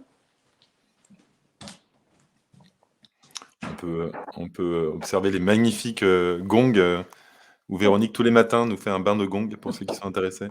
Ah, il est un peu grand. Je n'y arrive toujours pas. Voilà, donc là, on le voit. Mais Oui, si, c'est bon. j'adore parce que je suis vraiment à l'envers, c'est très drôle. Donc ça, c'est le Métatron. Et puis bah, dessus, il y a Voilà, justement, c'est bien là, bouge pas, voilà. voilà. Là, il y a les On a un petit fréquences reflet. que j'ai Ouais. faites. Hein. Les élixirs sont dessus. Et donc au milieu, on a l'unité qui est là. Donc ça, bah, ça correspond à ce que je vous parlais au début, le Noun, quoi. C'est-à-dire l'endroit unifié, unique, où il n'y a pas encore de différenciation de forme. Après, les deux premiers, ça va sur origine et vitalité. Donc ça correspond au tachyon, ce qu'on a vu tout à l'heure. Origine, c'est l'information de la monade, notre signature vibratoire unique. Et la vitalité, c'est l'énergie avec laquelle il va m'être offert pour que je puisse vivre. Donc là, en fait, pour chacun des binômes qui sont ceux-là, j'ai associé quelque chose avec le renoncement aux bénéfices secondaires de l'ancien monde. Et donc là, ici, pour celui-là, c'est renoncer au poison, en fait. Renoncer au poison, renoncer au sabotage, à s'auto-saboter. Le deuxième, ça va être intuition et action juste. Et là, intuition et action juste, bah, il va falloir renoncer au bénéfice de l'ignorance, au bénéfice de dire ah ben je savais pas. Il y a des spécialistes et des experts qui savent mieux que moi. Moi, je suis pas responsable. Ce soir, vous n'avez plus d'excuses, maintenant on vous donne de Ah l'info. non, alors là, on Vous n'a pouvez plus plus être d'excuses, ça, ignorant. c'est clair. Bah après, voilà, on a le temps, hein. On a tout le temps. Mais bon, il y a des passages quand même. Après, on est sur âme guérie, intégrité, immunité. Et là, c'est le renoncement à la souffrance. Parce qu'en fait, tant qu'on prétend qu'on souffre et qu'on est une victime et que, bon, je le fais vite, c'est pas très charitable hein, pour ce soir, mais parce qu'on est un peu pressé. Mais tant qu'on est dans l'identité de victime, en fait, il y a tellement de bénéfices à avoir le droit de se plaindre, à ce que les autres s'occupent de nous, et en fait à pouvoir rester dans le passé, dans un système infantile, qu'en fait, on ne peut pas passer un cap. Et on est extrêmement pompé énergétiquement par cette identité de victime. Donc moi, la proposition, c'est vraiment essayer d'aller voir si vous vous présentez comme étant guéri, qu'est-ce qui se passe. Et vous allez voir l'immensité de disponibilité qui va arriver à vous. C'est hallucinant, quoi. Donc il y a ça, le renoncement à la souffrance. Ensuite, on a la douceur et cohérence compréhension. Et du coup, ce binôme-là, c'est le renoncement à la guerre. Renoncement à avoir raison, renoncement à avoir besoin de débattre, renoncement à... Oula, je l'ai pas euh, celui-là. tu vas venir faire un petit cercle avec moi, toi. Ouais, c'est ça. Bon, faut que Véronique, j'aille te voir. Et ouais, mais celui-là, la douceur, mais c'est un des meilleurs, quoi. Moi, c'est mon préféré, je crois, de tous. De tous, de tous. Celui-là, là, il est trop bon. Renoncement à la guerre. Et découverte que ça débouche sur énormément de cohérence, de compréhension et puis d'élaboration beaucoup plus vaste, en fait. Parce qu'en fait, quand on renonce à la guerre et à avoir besoin d'avoir raison, soudain, on peut véritablement rencontrer l'autre et se rendre compte qu'il est complètement différent et que c'est hyper intéressant, quoi. C'est quelque chose vraiment de magique sur ce binôme-là. Et puis, les bénéfices secondaires de la guerre, ça va être potentiellement, oui, avoir l'impression d'avoir raison, de prendre le pouvoir sur l'autre. Enfin, C'est il y la a plein de... domination, quoi. La domination, et puis mais même la domination avec souvent avec une bonne intention. Il y a quelque chose, on croit qu'on a véritablement raison et que notre cause est juste. Mais il y a moyen de se planter pas mal quand même là-dedans. Il faut se taire et écouter, quoi. Ouais. Alors, ça peut être se taire et écouter, et ça peut être aussi ouvrir son cœur et puis voir ce qui se passe, tout simplement, en Accueillir. fait. Ouais, Ouais. ouais, c'est vrai, tu as raison. Et puis permettre que en fait, celle-là, elle permet vraiment même de se rendre compte que la douceur, c'est une des plus grandes forces qui soit. C'est-à-dire que quand on est en fait en train d'émaner la douceur dans un espace, dans une pièce, en fait, on change toute la vibration de l'endroit et toutes les personnes qui sont autour, elles sont changées immédiatement, en fait. Est-ce qu'il y a un lien avec la compassion, l'énergie dont parlent les bouddhistes? La douceur, la compassion, tu le mettrais en Alors, pour lien? moi, ouais, j'en parle plus quand je suis sur la sortie de la prédation avec l'équanimité, en fait. Oui, L'équanimité, c'est passer de l'empathie à la compassion. oui, tout à C'est-à-dire fait. comment, en fait, garder les fréquences hautes et pour pouvoir continuer d'accueillir ceux qui se Sans prendre présentent, mais le sans descendre avec eux. sans prendre le Mais mal ça, des autres. j'en parle à un autre niveau de celui-là, de la compassion. Oui. Ensuite? La suite, donc, c'est connexion, coopération. Donc là, c'est renoncement à la solitude, renoncement à l'isolement, renoncement à se croire et se vouloir tout seul. Alors ça, c'est les bénéfices secondaires de l'isolement. En fait, c'est de surtout pas prendre le risque d'être transformé par une rencontre, en fait. C'est-à-dire, vraiment, c'est quelque chose qui préfère être replié sur soi, quitte à avoir une expérience réduite, par peur que l'autre nous bouleverse, en fait, que ça soit trop, quoi. Alors que une véritable connexion, qu'en fait, quand des êtres qui ne sont pas des similaires, mais qui sont à la fois des semblables mais différents se rencontrent, en fait, et oui, on s'impacte mutuellement et on se C'est la transforme mutuellement. complémentarité, quoi, quelque part. C'est une complémentarité, ou ça peut être ça, ou ça peut être un bouleversement total parce qu'on est face à une altérité, en fait. C'est-à-dire Mmh. avec quelqu'un qui fonctionne vraiment pas différemment et qui va nous ouvrir des énormes champs d'expérience, d'exploration que tout seul, on n'aurait jamais même pu concevoir que ça existe, quoi. Mais là, l'ego, en fait, souvent, il bloque. La véritable connexion, c'est rare qu'elle soit vécue. Et le dernier binôme, c'est régénération, constance, sagesse. Et là, on est sur le renoncement à l'illusion par rapport au matérialisme, etc. Voilà. T'as pas été très clair où j'ai décroché. Donc, le cercle des 6 premiers, c'est quoi? Et les 6 plus larges, c'est quoi exactement? Voilà. Je ne l'ai pas dit là pour cette Voilà, fois. c'est ça. En Ouais. fait, dans ma compréhension actuelle, donc au début, à sens limité, ça, c'est les fréquences qui sont yin, qui sont de Ah voilà, polarité c'est yin, ça, t'en donc avais vers pas parlé. l'intérieur. Et l'extérieur, c'est les fréquences qui sont yang, donc qui sont dans la manifestation et C'est la comme on est manifestation. avec les autres. Et donc, quand on fait les cercles, on se met chacun on le fait en mandala humain, vivant, debout. Et donc, je mets des cerceaux qui représentent chaque cercle. On prend les élixirs et puis chacun va avoir une fréquence qui lui correspond. Et on fait tourner, on fait se rencontrer, on fait des merkabas, on fait chanter. Et tout le monde monte en fréquence. Là, c'est merveilleux, quoi. C'est absolument une expérience complètement extraordinaire. Alors, il y J'adore. a, il y a un, Et il y puis, a un on a message aussi de. ouais. Il y a un Vas-y. message de Sharkan qui dit: «Auriez-vous un schéma qui explique bien les 13 fréquences?» Alors, je vais lui répondre. Donc, il y a tout, là, on fait un résumé rapide. Mmh. Mais si ce que dit Véronique vous intéresse, il y a son site internet qui est en lien dans la description, arche-stellaire.wixsite.com, je sais plus comment on dit, résonne en cœur. Hem Et il y a aussi ta chaîne YouTube, Véronique Rosy, Mmh. Résonne en cœur. Ouais. Donc là, vous avez toutes ces infos Mmh. plus poussées, genre chaque point, c'est une demi heure sur chacun des points qu'on a abordés, donc c'est au C'est moins ça. 8 heures de 8 heures de vidéo pour avoir les 1h20 qu'on vient d'avoir là. Donc si vraiment vous êtes intéressé, il y a ça. Tous les liens sont Mmh. en description, bien sûr, de cette vidéo, que vous soyez sur Facebook ou sur YouTube. Et Véronique vous propose de vivre tout ça sur C'est ça. des cercles de 2-3 jours, c'est ça? 2 jours, je crois? Non, en général, c'est 3, 4 ou 6 jours. Ah bon, tu vois? Et pour moi, c'est vraiment c'est ça, c'est au-delà d'avoir l'information externe, ce qui me semble vraiment important, c'est d'expérimenter ensemble et d'aller, véritablement, vivre, hein, cette connexion, cette communion, cette montée en fréquence et puis ces extraordinaires, capacités qu'on a. En fait, hem, c'est tellement facile et rapide quand on est ensemble et qu'on sait où on va d'aller, explorer ces états et de voir que c'est pas lointain, c'est pas dans 100 ans ni rien, on peut le vivre maintenant, quoi. Donc moi, je vous invite vraiment, ouais, à venir, expérimenter, explorer, Donc voilà, pendant un je crois temps. qu'il reste encore quelques places, mais c'est quand tes prochaines dates? Tu m'as dit c'est très Alors très rapproché, hein? Ouais, c'est la ça. semaine prochaine, on va faire, lundi, mardi, mercredi et ensuite, vendredi, samedi, dimanche. Donc il y en a 2, 3 jours mais la plupart des gens vont rester en fait pendant toute la semaine et là, on va aller, explorer ce que j'appelle l'étoile de Bethléem. Donc on peut la voir, elle est là. Bon, elle est là sur le mur. Étoile de Bethléem, là,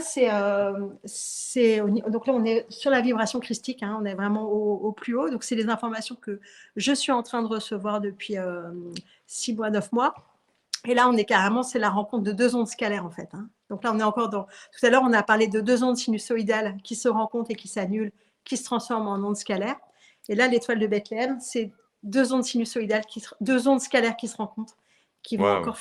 Ouais, là, on est. c'est puissant ça. Ça va être énorme. Donc pour finir, donc toi tu es en Bretagne, hein, c'est ça? Donc pour ceux qui Ouais, voudraient participer, tu es vers où, tu m'as dit? je suis dans les Côtes d'Armor, Les Côtes-d'Armor, entre voilà. Guingamp et Tréguier, ouais. Voilà. Donc vous avez tous les Mmh, liens de toute façon en description. Heu, on va continuer un petit peu où on en est. Donc mmh. donc maintenant on va voir, donc ça c'est pas prévu, mais j'ai le cœur à élargir encore un peu. Quand on sort de l'humain, qu'est-ce qui se passe? Et qu'on va vers, par exemple, la conscience planétaire, et encore au-delà?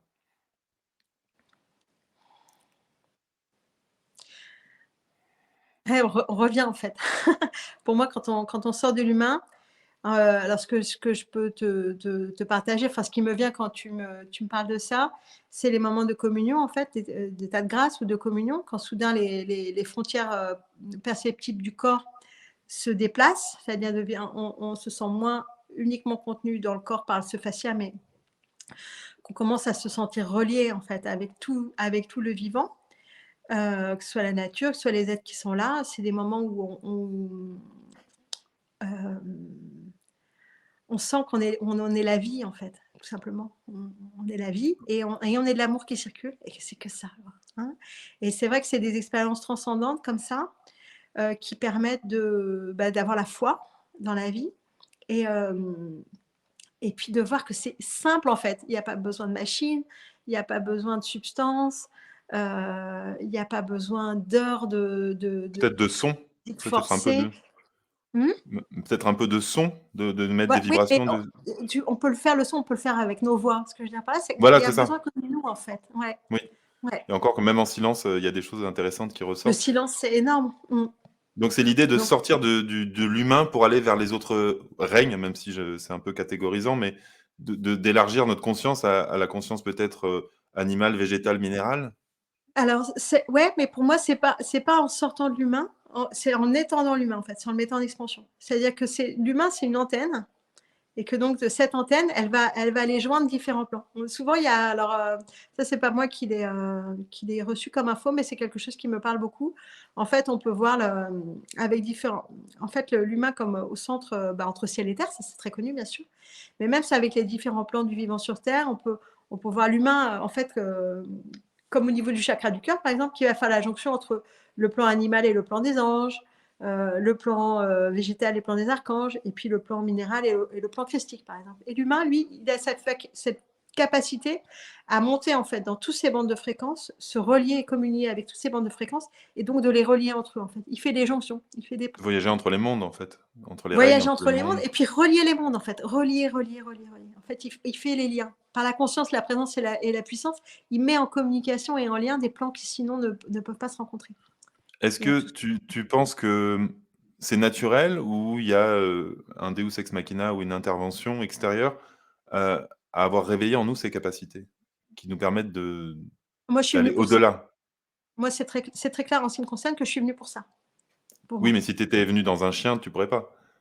Heu, Voilà, donc j'ai choisi de venir dans Véronique Rosier avec ses paramètres astrologiques, oui, et cetera, je te parle ce du chaînon temps. manquant et je te parle du paramètre qui, à un moment, a fait que l'humain, Ah, heu, se différencie. Pourquoi, on différencie l'humain de l'animal, par exemple? Et comment c'est possible? Et pourquoi OK. l'humain? Est-ce que c'est un programme? Est-ce que c'est prévu? Est-ce que dans chaque planète, il y a, l'équivalent d'une espèce qui, à un moment, déverrouille tout ça? En tout cas, ce que je comprends, c'est que l'humain, il a un potentiel, donc qui n'est pas actualisé, mais qui pourrait l'être, de de, de fractal de Dieu, en fait. C'est-à-dire, d'honorer, la fractale, du coup, sa parcelle de présence, de conscience et de puissance, c'est la parcelle de Dieu, en fait. Et l'humain, Mmh. il a la capacité de ça. Après, est-ce que ça se passe dans toutes les expériences? Je ne sais pas. Là, je ne peux pas te répondre tout de suite.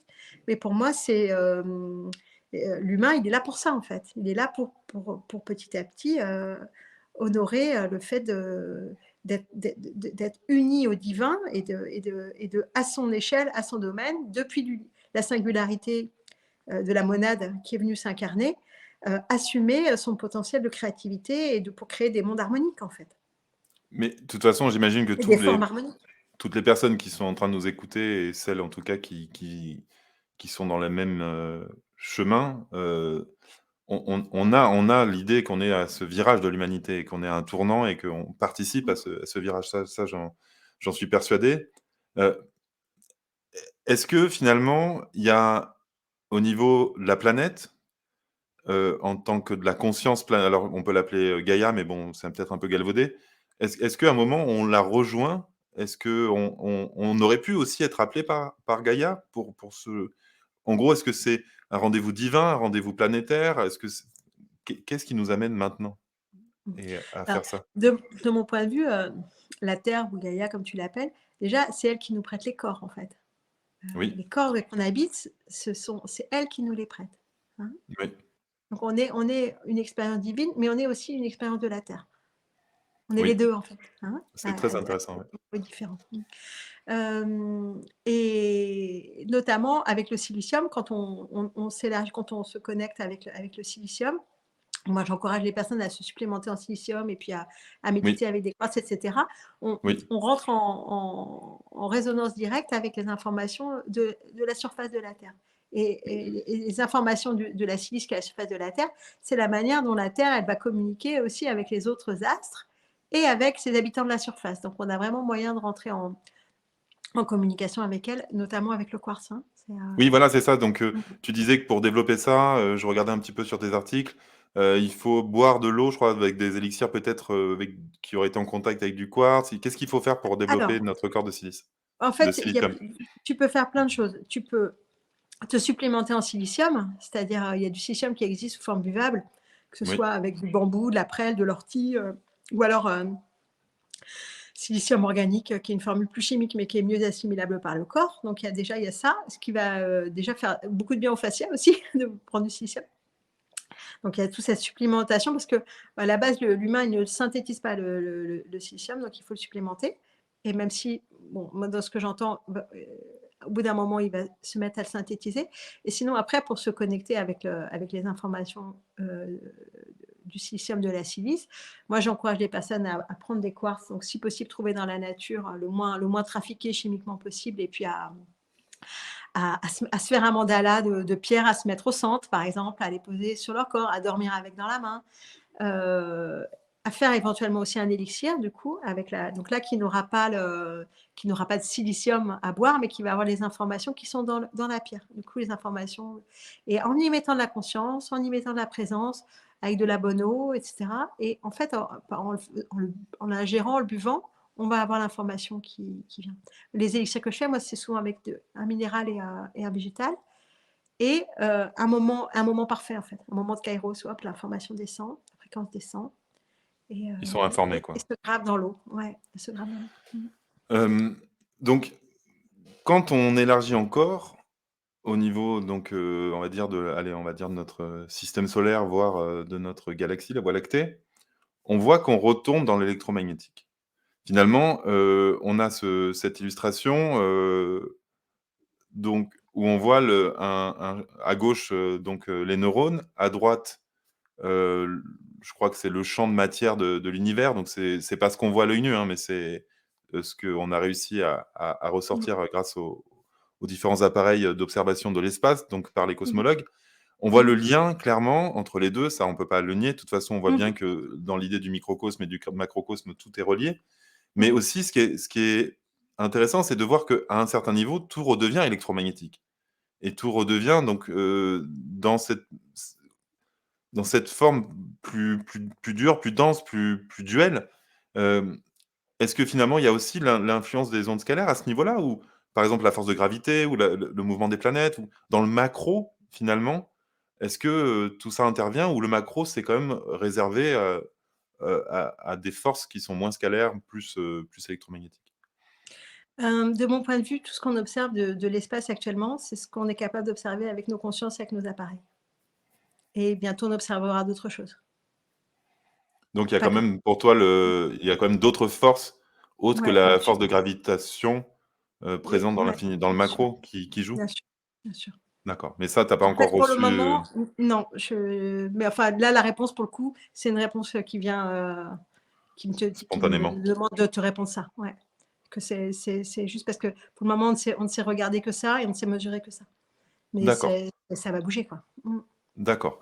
Donc, Mmh. après, donc toi, tu sais encore élargir parce que, on parlait tout à l'heure un petit peu, au niveau de la multidimensionnalité, mais on va rester très simple, mais à un Mmh. moment non, je préfère que ça soit une autre conférence, mais je pense Mmh qu'on de mh. toute façon, on a l'idée de parler de justement la multidimensionnalité, de Mmh. l'espace, du temps, du multivers et tout, mais je pense que je sais pas si vous êtes d'accord pour qu'on réinvite, Véronique, mais moi je dis oui, voilà, c'est bon.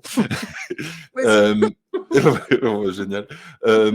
Mais en tout cas, je pense qu'il faut qu'on fasse au moins deux trois conférences pour bien parler de tout ça. On avait dans l'idée à la base, de vous faire, un espèce d'atelier méditation, pour passer du neuronal à l'astrocytaire. Je crois que ce sera, peut-être l'idée de on va faire une vidéo que ça, je pense, peut-être dans les prochains jours ou après tes cercles.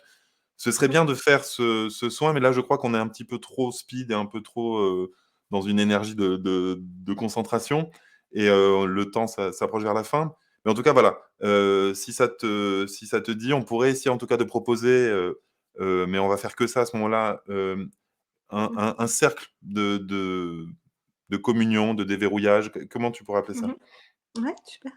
Voilà, pour vivre ces états, au niveau de voilà, pour qu'on soit dans cette conscience, qui soit du fascia et des astrocytes.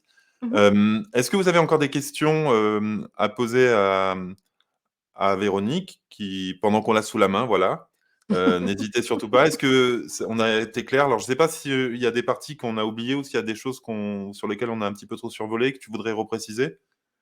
C'est le moment, voilà. Ah pour moi là c'est bien, c'est OK. Mmh. Voilà, OK. Et ben, écoutez, c'était dense, hein, je sais, j'en ai conscience.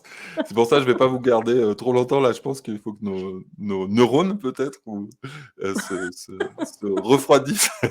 Alors buvez beaucoup d'eau, mettez, des orties comme disait Carla ou est-ce que les orties ça marche d'ailleurs, Oui, tu disais, Les hein? les orties, c'est plein de silice, ouais.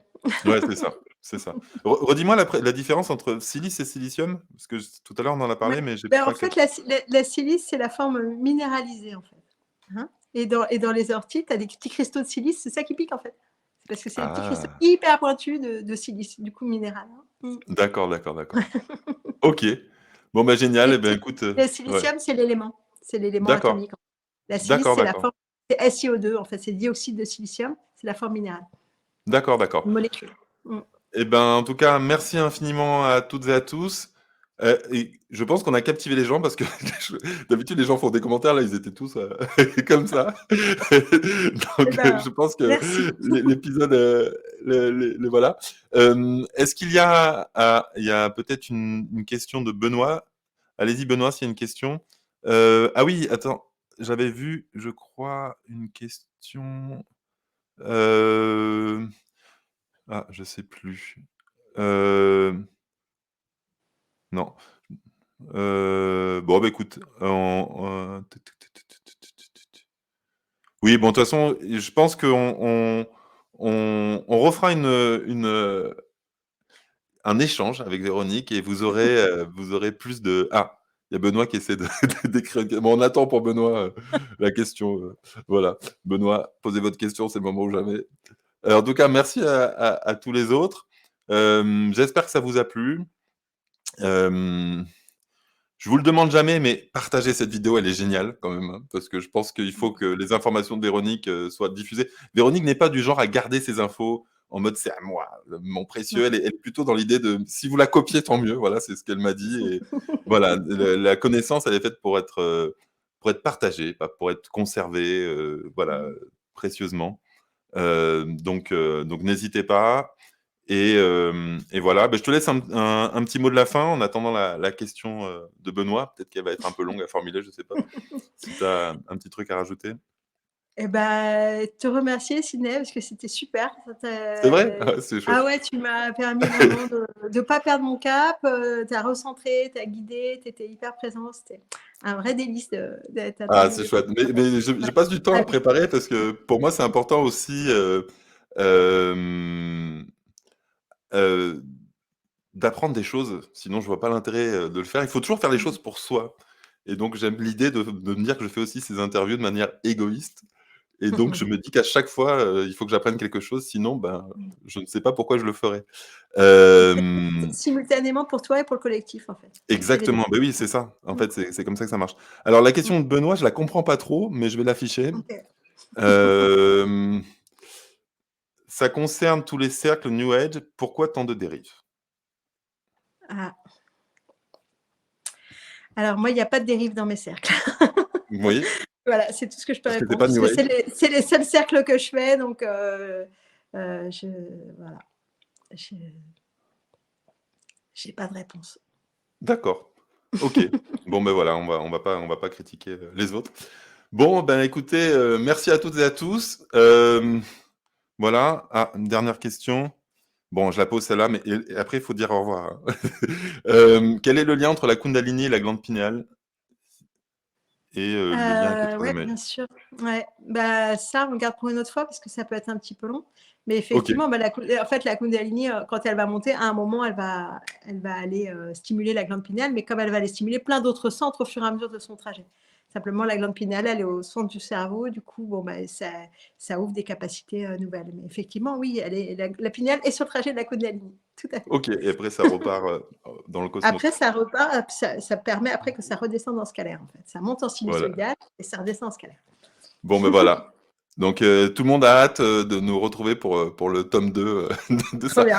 Et on va aller encore plus loin, parce que là, c'était l'apéro. Donc, revoyez la vidéo quand on fera la suite, parce Oula. que là, on va vraiment décoller, hein. Là, c'était la version simple. Non, même moi, je t'avoue que en fait, quand on rentre dans ton univers, il faut se dire, c'est comme certains bouquins, tu dis, je sais que ça va être génial, mais il faut que je le fasse le matin, concentré. Tu vois, il m'a fallu du temps. Puis maintenant, eh ben, c'est beaucoup plus simple. Je pense qu'il y a un début qui est un petit peu, parce qu'il y a des termes techniques, parce qu'il y a des concepts un peu nouveaux. Mais une fois qu'on a dépassé bon, cet élan qu'il faut, c'est génial. C'est génial. Et voilà. Et donc, j'ai hâte que j'espère que ça va t'aider d'ailleurs à télécharger de nouvelles infos, de faire une vision un peu synoptique de tout ce que tu as téléchargé Ah, de merci, manière ouais. rapide. Ça peut Mmh. aider, hein, peut-être à voir Ah, c'était justement. super de ouais, Ouais, avoir cette synthèse-là qui prend forme, ouais, chouette. voilà. Ouais, super. Merci Bon, bah, gros beaucoup. bisous à toutes et à tous et comme dit Fabienne, partagez la vidéo sans modération. C'est pas pour, se faire valoir, c'est pour Véronique parce que ce qu'elle dit, c'est absolument génial. Il faut que tout le monde l'entende et voilà et donc je vous souhaite à tous, une magnifique soirée, et ben, on se retrouve, je pense, lundi ou mardi prochain, je sais plus. Je vous redirai ça et merci pour votre présence et il y avait beaucoup d'énergie, d'amour ce soir et tu as vraiment une communauté qui te suit et voilà, et tu as, t'as des fidèles de la première heure avec toi. Et ça, c'est très, très chouette. Allez, gros bisous à toutes et à tous. Merci mille fois, Véronique, et à très, très bientôt pour de nouvelles aventures. À Merci. tout plein de bisous.